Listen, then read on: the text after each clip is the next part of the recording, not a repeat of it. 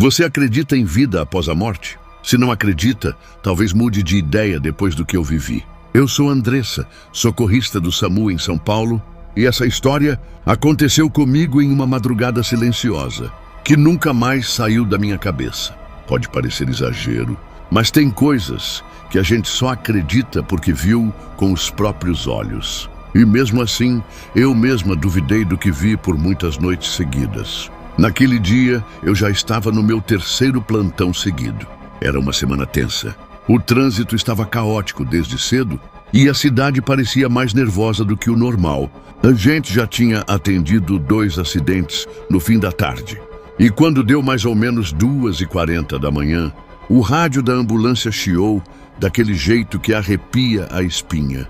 Um chamado urgente: atropelamento com vítima em estado grave na Avenida Rebouças. Fomos eu, o técnico de enfermagem Rafael e o condutor da viatura, Gil. Pegamos a marginal e em menos de 5 minutos já estávamos chegando. A avenida estava parcialmente interditada por uma viatura da PM que havia acabado de chegar. As luzes vermelhas piscavam no asfalto molhado, refletindo como se o chão estivesse em chamas. Havia um corpo estendido entre a faixa da direita e o canteiro central.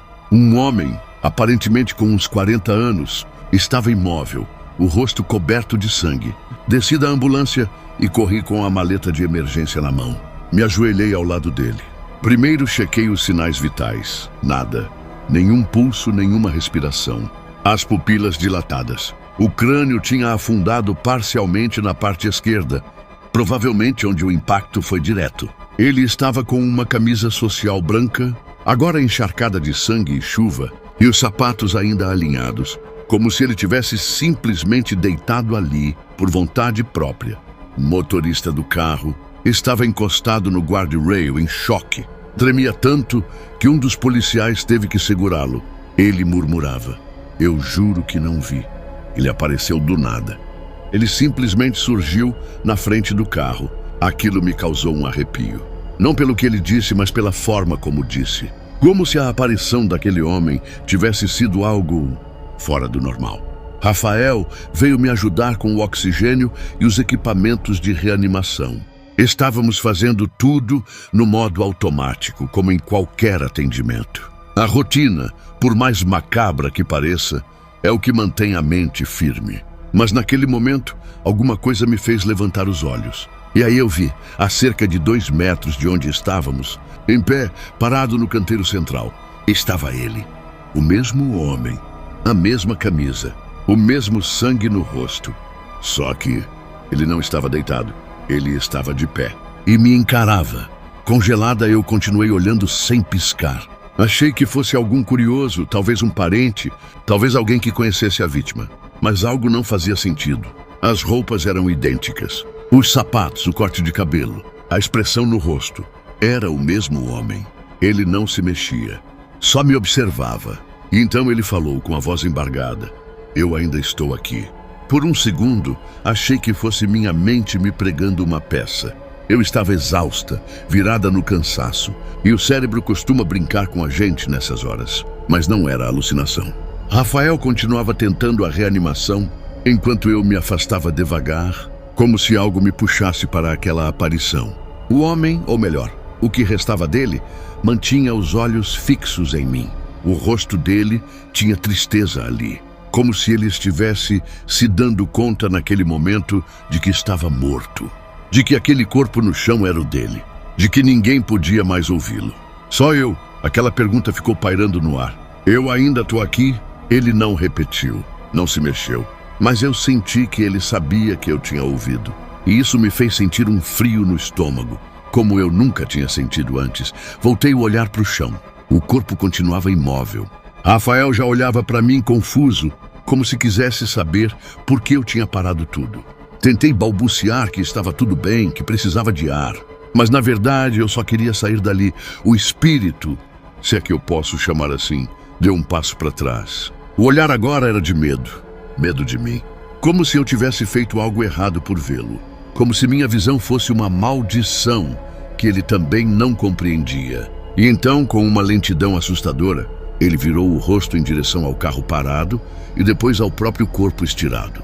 Era como se a ficha estivesse caindo aos poucos. Ele abriu a boca, mas não saiu som. Tentou gritar, nada. Depois, simplesmente levou as mãos à cabeça, como quem chora por dentro, e caminhou na direção do canteiro central. Eu fiquei assistindo aquilo com as pernas trêmulas. Ninguém mais via. Ninguém ali reagia.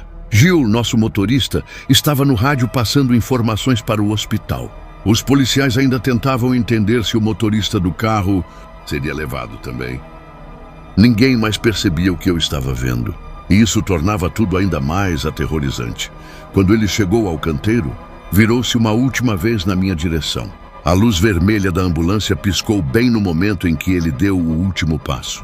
E então, como uma sombra engolida pela própria escuridão, ele desapareceu.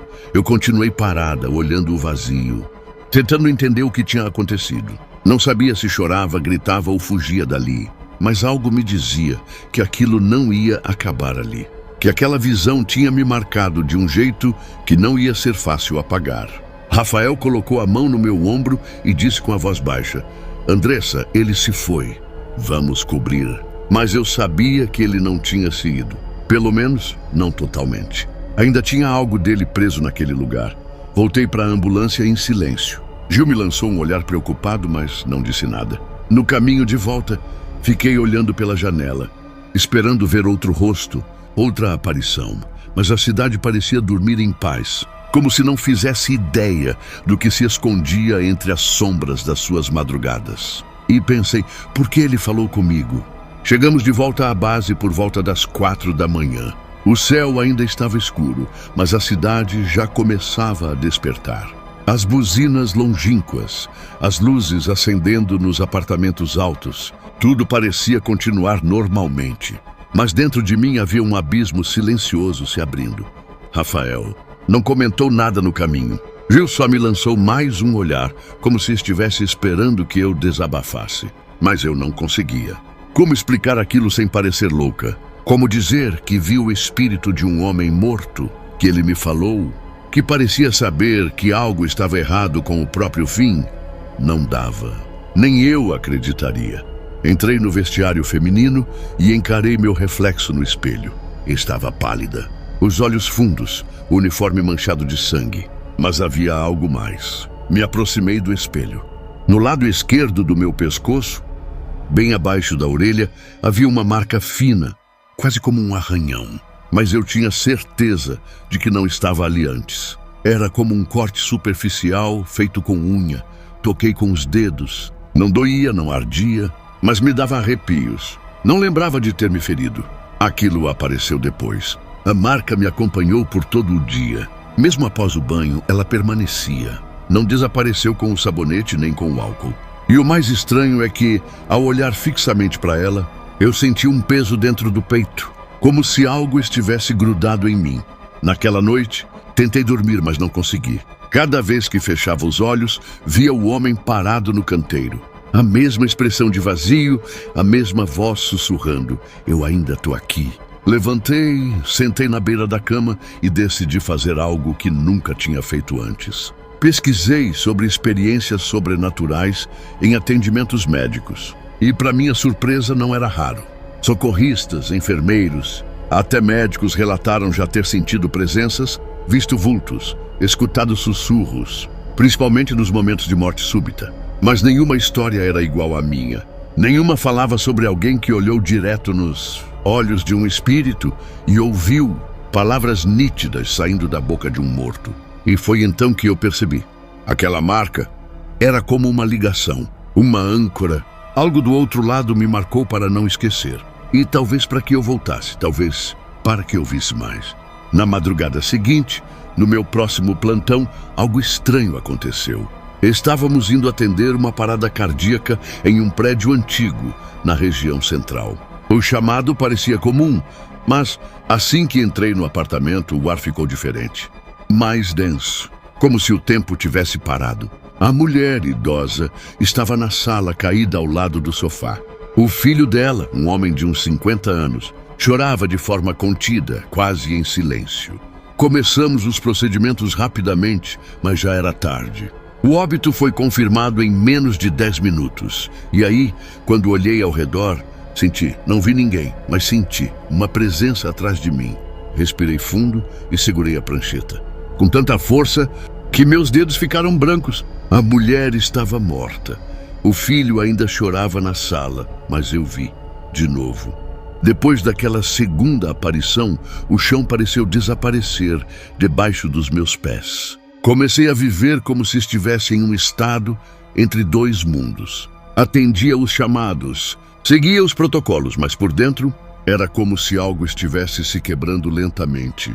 A cada novo plantão, eu sentia que não era mais apenas Andressa, a socorrista. Algo dentro de mim tinha se aberto. Algo que eu não conseguia controlar nem entender. As aparições não aconteciam em todos os casos. Às vezes tudo corria normalmente. Outras vezes sentia presenças mesmo quando ninguém havia morrido. Comecei a desconfiar até do silêncio. Tudo parecia me observar. Até os espelhos me incomodavam. Comecei a me afastar dos meus colegas. Evitava almoçar com a equipe. Inventava desculpas para não ir às confraternizações.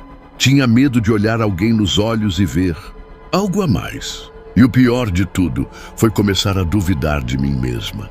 Será que estava ficando louca? Talvez fosse estresse acumulado. Talvez eu estivesse tendo surtos psicóticos. Comecei a pesquisar sintomas em segredo. Fiz listas, comparei relatos, estudei transtornos. Tudo sem contar nada a ninguém. Nem a minha mãe, nem as minhas amigas, nem a Rafael. Eu não queria ser internada, mas também não queria continuar vivendo assim. Foi então que tomei coragem e marquei uma consulta com um psiquiatra. Peguei o número num fórum anônimo. Não usei meu nome verdadeiro. Só queria entender se minha mente estava doente ou se eu estava, de fato, sendo puxada para dentro de algo que não podia explicar. No dia da consulta, minhas mãos suavam tanto que o papel com meu RG molhou inteiro. A clínica era discreta, no bairro da Lapa, e a recepcionista parecia simpática demais, o que só aumentava minha angústia. Me chamaram em poucos minutos. O consultório tinha cheiro de lavanda e uma luz baixa, agradável. O médico era um homem de meia idade, de voz calma e olhar que parecia atravessar camadas. Quando me sentei, ele não pegou o bloco de receitas. Só cruzou as mãos sobre a mesa e perguntou, com um sorriso calmo, o que eu estava vendo. Congelada, perguntei como ele sabia. Ele me disse que via isso no meu rosto, no meu olhar, que não era a primeira paciente a chegar ali daquele jeito. E que antes de falar sobre remédios, precisava me contar algo. Respirei fundo e contei tudo. Cada detalhe. O atropelamento, a voz do morto, a marca no pescoço, o vulto no corredor, a repetição da mesma frase. Eu ainda tô aqui. Falei tudo de uma vez só, como se estivesse aliviando um peso de dentro do peito. Quando terminei, estava tremendo. O psiquiatra respirou fundo, apoiou os cotovelos na mesa e disse com calma: Andressa, você não está louca. Você está despertando. Não entendi de imediato. Fiquei em silêncio. Ele continuou: eu sou espírita kardecista há mais de 20 anos. Atendo como médico, mas sou médium desde muito jovem. O que você descreveu não é um delírio. É mediunidade em estado bruto. Você tem uma sensibilidade rara. Capta o sofrimento das almas que ainda não conseguiram seguir. Eles não falam com todo mundo, só com quem enxerga. Fiquei muda, tentei rir, tentei negar. Mas ele apenas me olhou com paciência e disse: você pode tomar remédios se quiser. Eles vão amortecer, mas não vão apagar o que você é. A escolha é sua. Ou você luta contra isso, ou aprende a lidar e se proteger. E foi ali, sentada naquela poltrona, ouvindo palavras que jamais imaginei escutar de um médico, que percebi eu tinha cruzado uma linha invisível. E agora não tinha mais volta. Nos dias seguintes à consulta fiquei em estado de choque. Não sabia se agradecia ou se chorava. Mas no fundo, uma parte de mim sentia que tudo fazia sentido.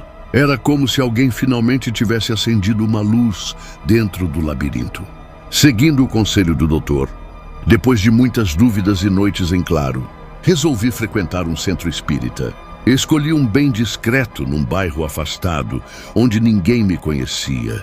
Durante os 6 meses seguintes, fui todas as terças-feiras. Sentei nas cadeiras, ouvi palestras, participei de estudos e pela primeira vez senti que não estava sozinha.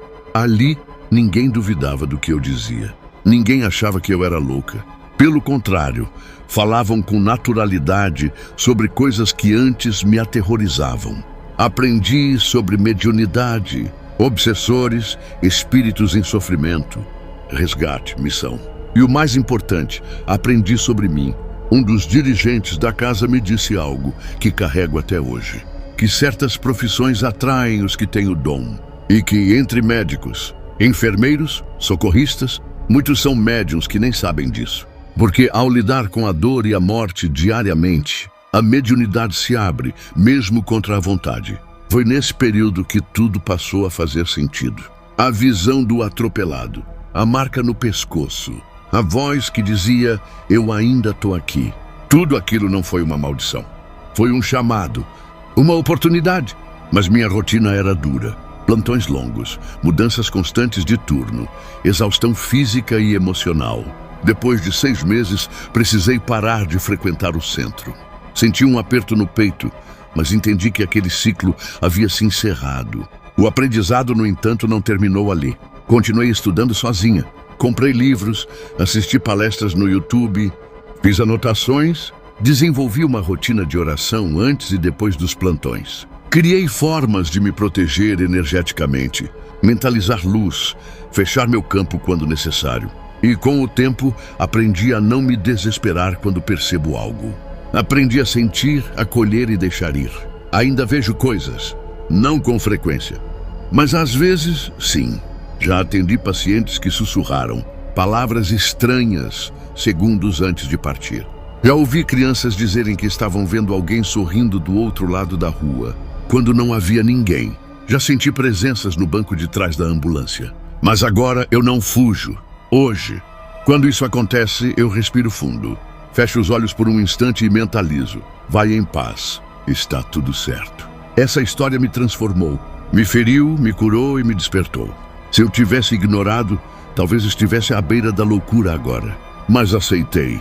E foi essa aceitação que salvou minha vida.